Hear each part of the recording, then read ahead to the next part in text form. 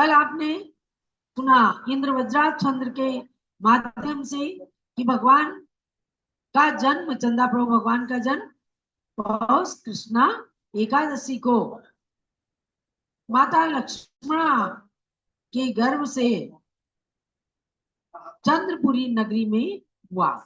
अब अगले श्लोक में चलते ही 4 नंबर के श्लोक में उपेंद्र वज्रा छंद, ये भी 11 अक्षरी छंद है। नीचे इसका लक्षण लिखा हुआ है।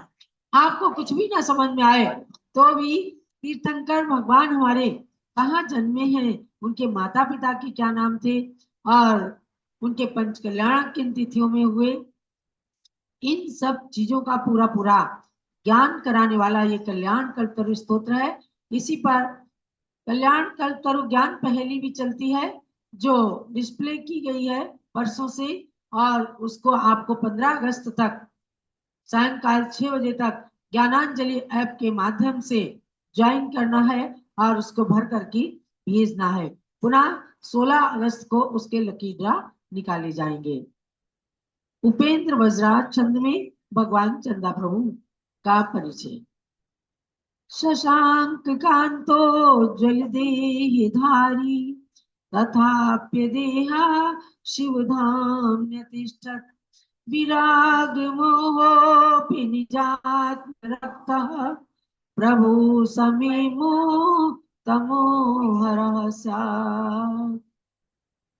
शशांक कांतोज्वल, भगवान चंदा प्रभु श्वेत वर्णी थे, चंद्रमा की कांति के समान उज्जवल शरीर के भी धारी थे, और तथा भी देहा शिवधाम में अतिष्ठत, फिर भी देह रहित होकर के वे मोक्ष धाम में स्थित हो गए।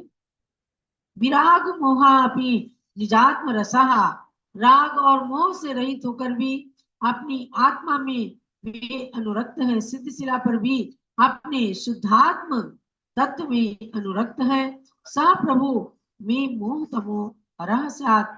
हे चंदा प्रभु भगवान, ऐसे गुणों से समन्वित होकर आप जो विराज रहे हैं सिद्धशिला पर, ऐसे भगवान चंदा प्रभु मेरे मोह अंधकार को दूर करने वाले हुए, अर्थात उनकी भक्ति से मेरा मोह रूपी अंधकार नष्ट हो जाए। सारे कर्मों का राजा तो मोह ही है।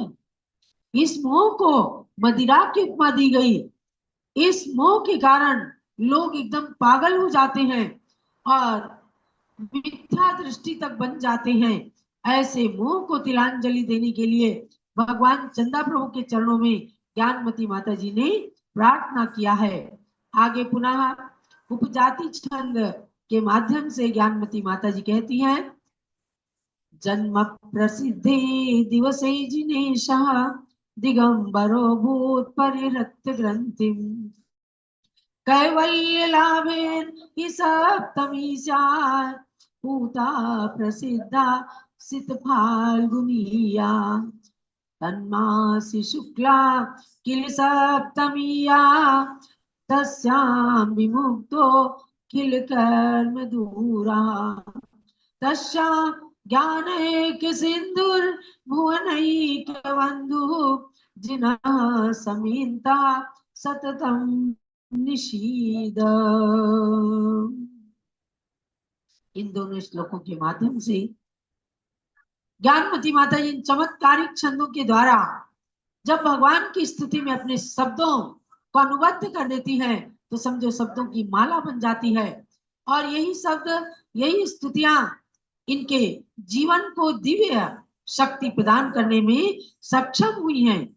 वरना आप जानते हैं ज्ञानमती माता कितना सूक्ष्म सा आहार लेती हैं, कोई आहार की शक्ति से ये नहीं बैठी हैं। इनकी दिव्य शक्ति जब भी कोई प्रश्न करता है तो ये यही कहती हैं, भगवान की भक्ति के अंदर अनंत शक्ति है, और उस अनंत शक्ति को ये अपने शरीर के माध्यम से, अपने कमजोर शरीर के माध्यम से भी जब प्रदर्शित करते हैं तो लगता है कि वास्तव में इन 50 सालों के अंदर 50 साल पूर्व इस कल्याण कल्पतरु स्तोत्र की रचना की। आज जब हम इसको पढ़ते हैं तो पूरी अपडेट लगती है। अर्थात इन भगवंतों के चारित्र आज भी हम सबके लिए जानने की अत्यंत आवश्यकता है। वरना पूजन करते करते, स्वाध्याय करते करते शास्त्रों के पन्ने फट जाते हैं, लेकिन याद नहीं हो पाता कि भगवान कहाँ जन्मे, क्या उनका चिन्ह है, उनके माता पिता के क्या नाम है। जब हम जन्मभूमियों के नाम पूछते हैं तो लोग बगले झांकने लगते हैं। यह आपका पुण्य है कि उन भूली बिसरी जन्मभूमियों को प्रकाश में लाने का कार्य किया है। तो ज्ञानमती माता जी ने किन जन्मभूमि तीर्थों के दर्शन करके हम अपने जन्म को सार्थक करें।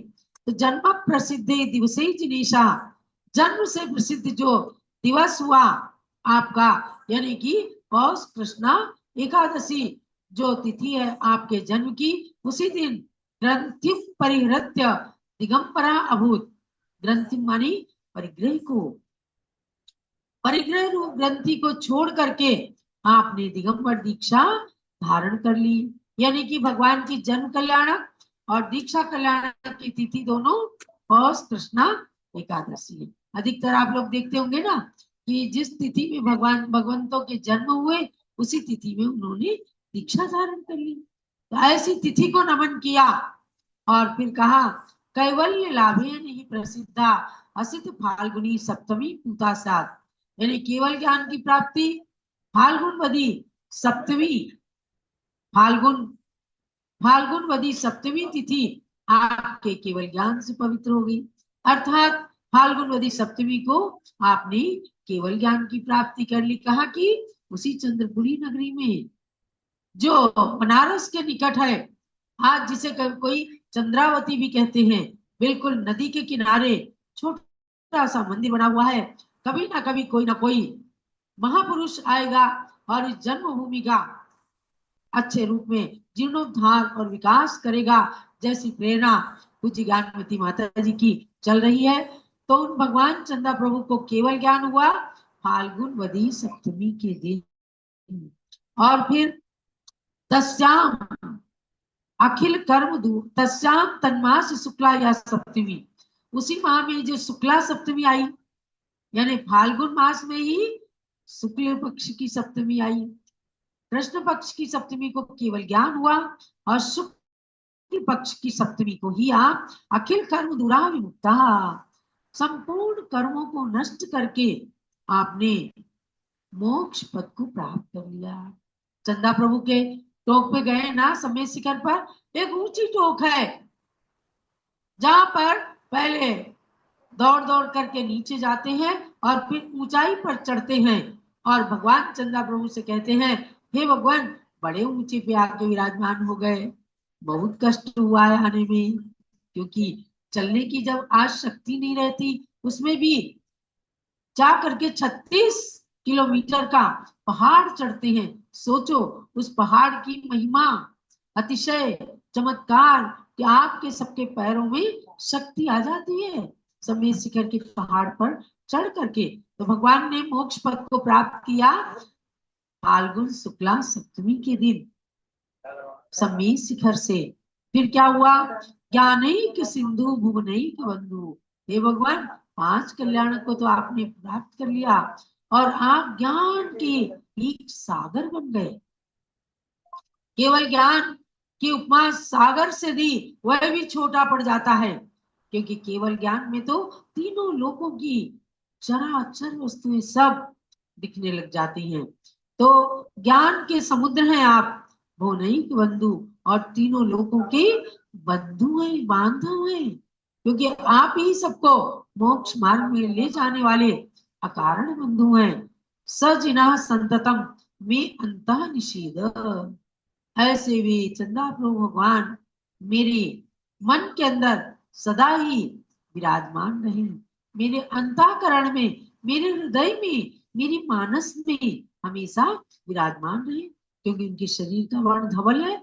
मेरी आत्मा भी धवल हो जाए, सारे कर्म कलंक नष्ट हो जाए, सारा मिथ्यात्व का अंधकार नष्ट हो जाए और मेरी आत्मा एकदम धवल शुद्ध शुद्धोपयोग को प्राप्त हो जाए, ऐसी भावना निरंतर भाते भाते एक दिन भावना भवनाशिनी होती है। तो व्यात्माओं, आप ज्ञानमती माता जी की इस कृति से लाभ उठाएं, व्याकरण का ज्ञान भी प्राप्त करें, संस्कृत के छंद का ज्ञान भी प्राप्त करें, अलंकार ग्रंथ का भी इसी के अंदर समावेश है। और कोश तो अंदर आ ही जाता है, एक शब्द कहीं दो बार नहीं आता है।